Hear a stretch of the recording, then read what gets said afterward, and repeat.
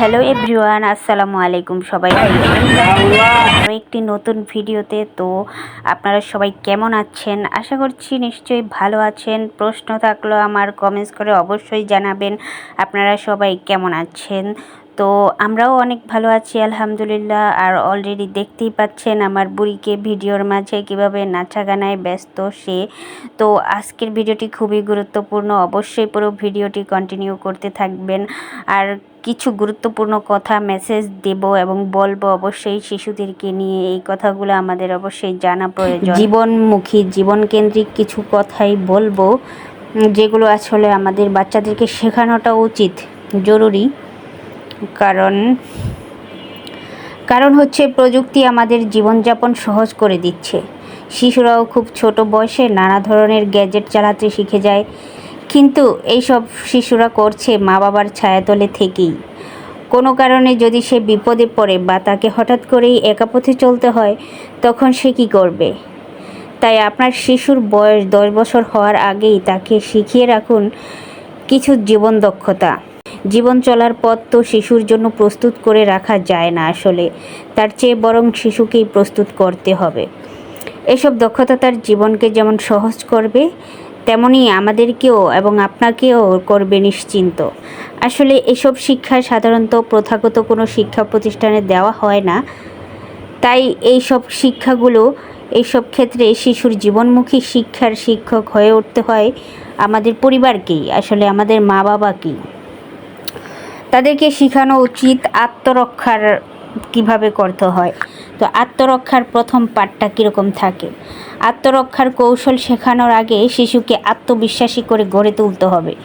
শিশুকে জানাতে হবে কোনো পরিস্থিতিতেই মনোবল হারানো চলবে না, নিজের প্রতি বিশ্বাস হারানো যাবে না, শারীরিকভাবেও সুস্থ থাকা এবং দৌড়ের অভ্যাসটা জরুরি।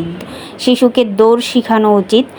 আত্মরক্ষার প্রাথমিক পাঠ হলো কোথায় আঘাত করতে হবে সেটা জানা। শিশুর জন্য সহজ হলো আক্রমণকারীর হাঁটুতে আঘাত করে দৌড়ে পালিয়ে যাওয়া। এছাড়াও আক্রমণকারীর ঘাড় অথবা চোখে বা কানে ও নাকেও সহজ লক্ষ্যবস্তু হতে পারে, যেখানে আঘাত করলে সহজেই কিছু সময়ের জন্য হামলাকারীকে বিভ্রান্ত করা যায় ও ব্যস্ত রাখা যায়। শিশুরা অনেক সময় বাইরে বের হলে তাদেরকে যে সব হামলাকারীরা আসে, কিডন্যাপাররা আসে, তাদের থেকে কিছুটা হলেও তারা পরিত্রাণ পাবে এসব যদি শিক্ষা দেওয়া যায়। তারপর হচ্ছে মানচিত্র শেখানো এবং দিক চেনানো। আসলে মানচিত্রটা কিভাবে শেখাতে হয় শিশুদেরকে, দিক চেনানোটা জরুরি। এটা বেশ ছোট বয়স থেকেই শেখানো যায়। শিশুর হাতে একটি গ্লোব দিয়ে দিন কিংবা ঘরের দেয়ালে টানিয়ে দিন বড় একটি বিশ্বের মানচিত্র। শিশু নিজেই অনেক কিছু শিখে যাবে। ছুটির দিনে বা সময় পেলে তাকে নিয়ে বসে দিক চেনান। দিক কীভাবে চেনাতে হয় শিশুদেরকে, সেই বিষয়টা জানুন এবং শিশুদেরকে দিক চেনান। বাড়ির আশেপাশের এলাকাগুলো চিনিয়ে রাখুন। এতে কোনো দিন পথ হারালে বা ভুল করেও যদি কখনো বাড়ি থেকে বেরিয়ে যায়, তাহলে সে নিজেই বাড়ি চিনে ফিরে আসতে পারবে একা। বাড়ির ঠিকানা ও টেলিফোন নাম্বার শেখানো। যখনই শিশু কথা বলতে শিখবে তাকে বাড়ির ঠিকানাটা আগে শেখানো উচিত ও মা বাবার টেলিফোন নাম্বার শিখিয়ে ফেলুন, যেন কখনো বিপদে পড়লে সে মা বাবার নাম, ঠিকানা বা টেলিফোন নাম্বারটা বলতে পারে। বিপদের বন্ধু চেনানো উচিত। বিপদের সময় বন্ধুদেরকে চেনান। শিশুকে চেনান বিপদে কে বন্ধু হতে পারে। পুলিশের পোশাক, র্যাব বা সেনাবাহিনীর পোশাক চেনানো জরুরি। কখনো ভিড়ের মধ্যে আপনাকে যদি সে খুঁজে না পেল, সে যেন পোশাক দেখে আইনশৃঙ্খলা রক্ষাকারী বাহিনীর সদস্যদের কাছে যেতে পারে এবং তাকে বিপদের কথা বুঝিয়ে বলতে পারে। তাকে না বলতে শেখানো উচিত। আপনার শিশুকে না বলতে শেখান, যেন মনের বিরুদ্ধে গিয়ে কেবল সমাজের চাপে তাকে কোনো সিদ্ধান্ত নিতে না হয়। ছোটবেলা থেকেই এই অভ্যাস গড়ে তুললে বড় হয়েও সে স্বাধীনভাবে নিজের সিদ্ধান্ত নিতে পারবে। তাকে শেখান প্রাথমিক চিকিৎসা। শিশুদেরকে প্রাথমিক চিকিৎসাও শেখানো যায়। তো প্রাথমিক চিকিৎসা শেখানোর ক্ষেত্রে খেলতে গিয়ে কেটে ছিঁড়ে গেলে কিংবা বন্ধুর হাত পা কেটে গেলে শিশু যেন আতঙ্কিত না হয়ে প্রাথমিক চিকিৎসাটুকু সে নিজেই দিতে পারে, তাকে সে জ্ঞান দিন, তাকে সেভাবে শেখানো উচিত। স্যাভলন বা অ্যান্টিসেপটিক দিয়ে ক্ষতস্থান পরিষ্কার করা, ব্যান্ডেজ বাঁধার মতো সহজ কাজগুলো তাকে শিখিয়ে দেওয়া উচিত। তাকে শেখানো উচিত হাত কেটে গেলে ব্যান্ডেজ করে যেন উপরের দিকে তুলে রাখে, আর ঠিক কতটুকু কেটে গেলে দ্রুত বড়দের সাহায্য নিতে হবে তাও বুঝিয়ে বলুন, তাও আমাদের বুঝিয়ে বলা উচিত। তারপরে হচ্ছে অর্থ ব্যবস্থাপনা। শিশুকে অর্থের মূল্য শেখানো উচিত। তার হাত খরচ বা ঈদের সালামি যেন সে কোনো ভালো কাজে ব্যয় করতে পারে সেটা শেখানো উচিত।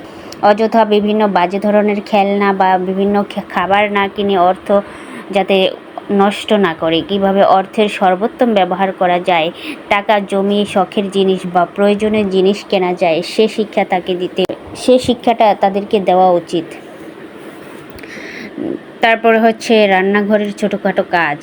রান্নাঘরেরও ছোটোখাটো কাজ ছোট বাচ্চারা করতে পারে।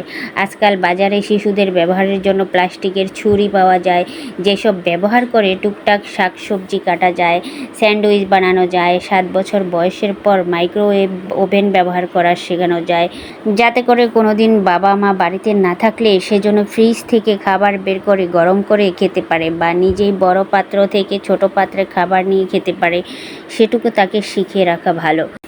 তাছাড়াও আমরা যখন বাড়িতে বিভিন্ন রান্নাবাড়া করি, কাজ করি, তখন তাকে উৎসাহিত করা উচিত। ছোটোখাটো কাজ যেমন পেঁয়াজ রসুনের খোসা ছাড়ানো, ফ্রিজ থেকে সবজি বের করে আনা, এভাবে ছোটোখাটো কাজের সঙ্গে পরিচয় করিয়ে দিলে শিশুরা যেমন আত্মবিশ্বাসী হয়ে উঠবে, তেমনি ভবিষ্যৎ জীবনের জন্য তৈরি হতে শুরু করবে। তো বন্ধুরা, এতক্ষণ যে ভিডিওটি দেখতেছিলেন সে ভিডিওটি হচ্ছে আমরা বাইরে চলে আসছিলাম হঠাৎ করেই, কোনো কারণ ছাড়াই, ভাল লাগতেছিল না বাসার ভিতরে, সেই জন্য। আর জুয়েরিও বাইরে আসার জন্য খুব কান্নাকাটি করতেছিল, তো সেই জন্য ওকে নিয়ে চলে আসলাম। তো আসার পর দেখতেছি যে আমাদের বাসার পাশে, বেশি একটা দূরে নয় এই মেলার জায়গাটা, তো সেখানে মেলা হচ্ছে, বাচ্চাদের বিভিন্ন রাইডস, তো ওকে নিয়ে চলে আসলাম মেলায়। তো মেলায় এসে আমরা এই যে দেখতে পাচ্ছেন বাচ্চারা কত আনন্দ করছে। আসলে বাচ্চাদের আনন্দের শেষ নেই, ওরা যেখানেই যায়। মেলাতে গেলে তো কোনো কথাই নেই। তো পুরো ভিডিওটি দেখতে থাকুন, আপনাদের কাছেও ভালো লাগবে। এই যে এখানে ম্যাজিক বোর্ড আছে, সব কিছুই বাচ্চাদেরকে আনন্দ দেওয়ার মতো সব জিনিসগুলো এখানে দেখা যাচ্ছে।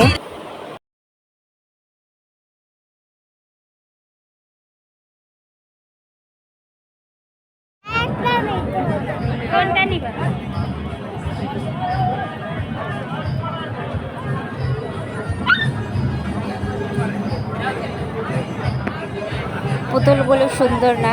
যেখানে এই পুতুলগুলো দেখি, টেডি বিয়ার দেখলে জুয়েরিয়া তো পুরা খুশিতে আনন্দে মেতে ওঠে, কারণ এই টেডি বিয়ারগুলো খুব সুন্দর, আমার কাছেও ভালো লাগে ছোটো ছোটো বাচ্চাদের পুতুলগুলো দেখতে। তো ওইখানে এসে আবার বলতেছে বাবলস নিবে সে, তো বাবলসটা নিয়ে নিলাম। তো এখন দেখতে পাচ্ছেন এখানে অনেক ধরনের বাচ্চাদের খেলনা জিনিসপত্র।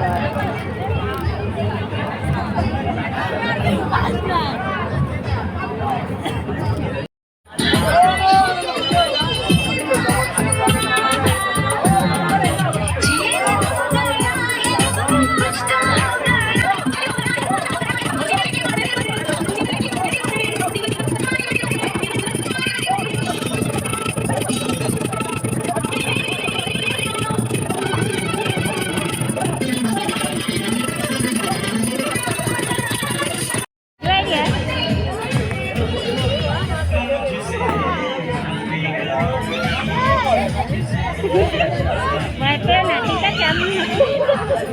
Yeah.